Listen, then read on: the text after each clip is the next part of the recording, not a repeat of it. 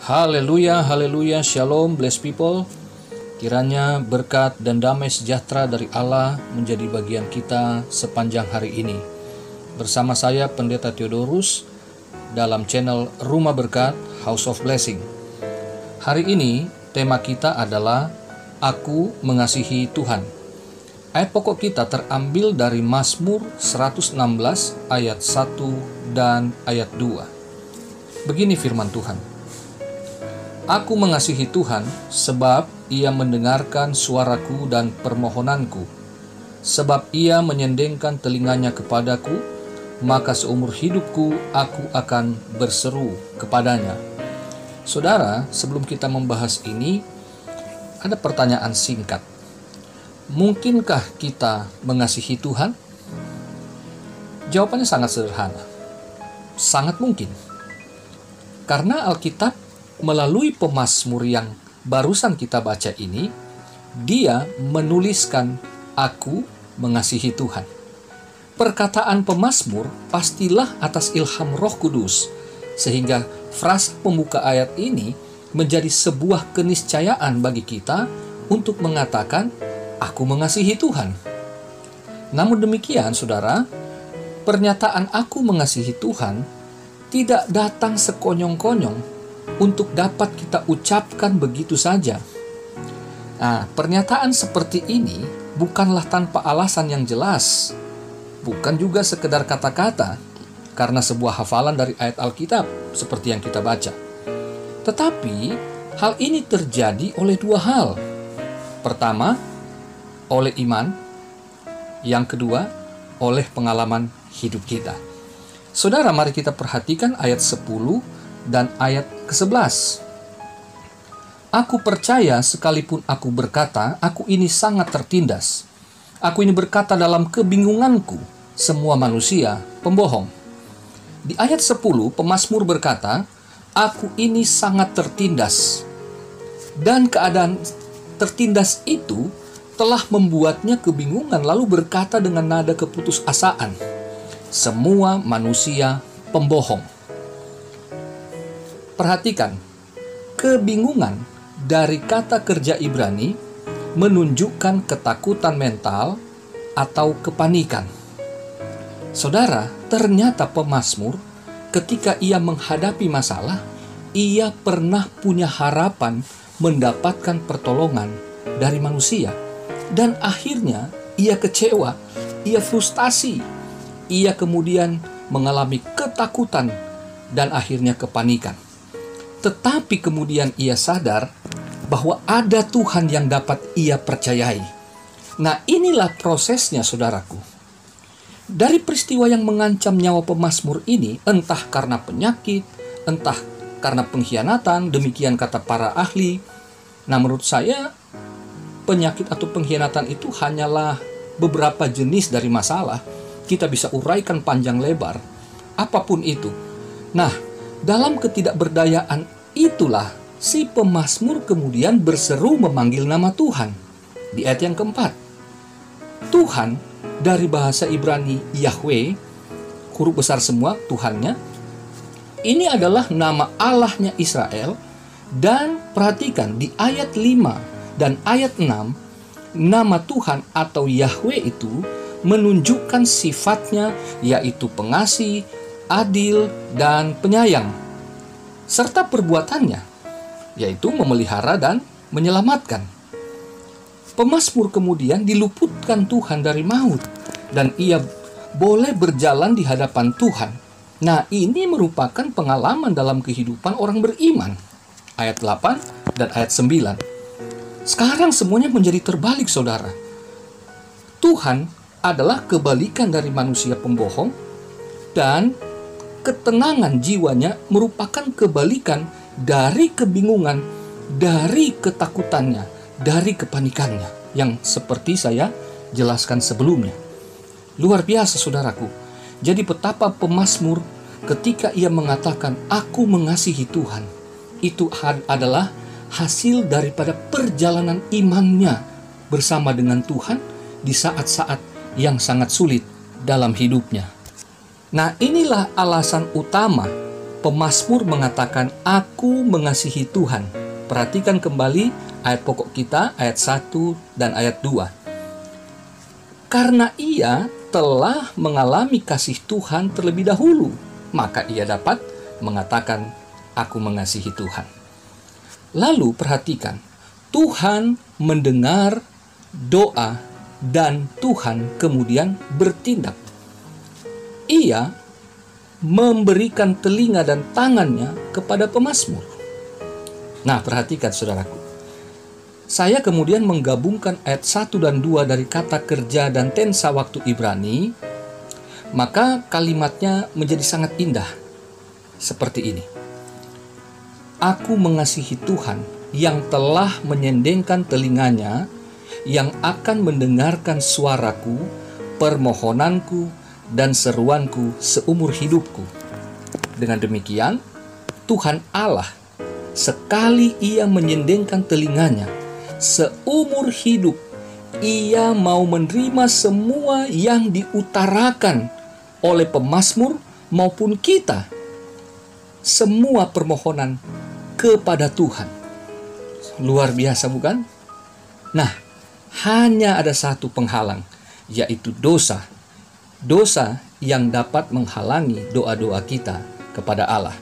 Dapat kita lihat di Yesaya 59 ayat 1 dan 2. Nah, selama kita ada di dalam Tuhan, ada kepastian Tuhan bersedia menerima kita dan doa-doa kita. Puji syukur saudara, Tuhan yang namanya menyatakan sifat dan perbuatannya di ayat-ayat yang saya sampaikan tadi, yaitu Yahweh, Shua, Dia Allah yang berkuasa itu, Dialah Yeshua HaMashiach alias Tuhan Yesus Kristus. Puji Tuhan. Nah, saudaraku yang kekasih, di Perjanjian Baru juga kita kemudian diberitahukan oleh Rasul Yohanes bahwa bukan kita, tetapi Allah lah yang telah mengasihi kita lebih dulu di dalam Yesus Kristus yang mati bagi kita pada saat kita masih berdosa. Itu dapat kita baca dari 1 Yohanes 4 ayat 10. Nah, kita kemudian umat perjanjian baru yang telah diselamatkan dalam Yesus ini oleh kasih karunia-Nya, kemudian diperkenankan untuk menghampiri Allah guna kita mendapatkan pertolongan kita pada waktunya. Ibrani 4 ayat 14 sampai 16. Jadi saudaraku, kita dapat mengatakan aku mengasihi Tuhan semata-mata karena kita mengingat bahwa kita telah menerima kasih dan kebaikan Tuhan Yesus bagi kita yang berdosa dan lemah ini. Puji Tuhan, demikian renungan pada hari ini. Amin. Tuhan Yesus memberkati. Mari kita satu dalam doa. Ya Allah Bapa di dalam sorga, kami bersyukur berterima kasih Tuhan untuk kebenaran firman-Mu pada hari ini. Kami orang-orang yang telah diselamatkan tidak punya jalan untuk bertemu dengan Engkau untuk menyatakan isi hati kami. Tetapi syukur kami berterima kasih kepada Yesus Kristus yang telah mati bagi kami. Karena dalam Yesus itulah kami dapat menemui Engkau. Kami diperkenan untuk memohon kepadamu ya Bapa, sehingga ketika kami dalam kesulitan, kami mempunyai kepastian jawaban akan segala pergumulan kami, termasuk pergumulan yang kami tidak tahu kapan akan selesainya, akan masalah yang terjadi pada bangsa kami yang tentu saja sangat berdampak pada diri kami dan keluarga kami Tuhan.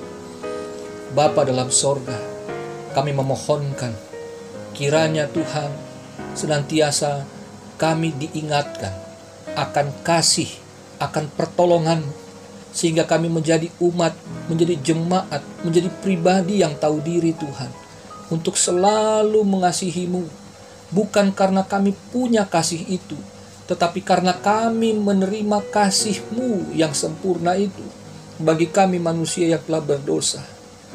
Sehingga kami dapat mengatakan, aku mengasihi Tuhan bukan karena saya orang benar, tapi karena saya adalah orang yang telah dibenarkan.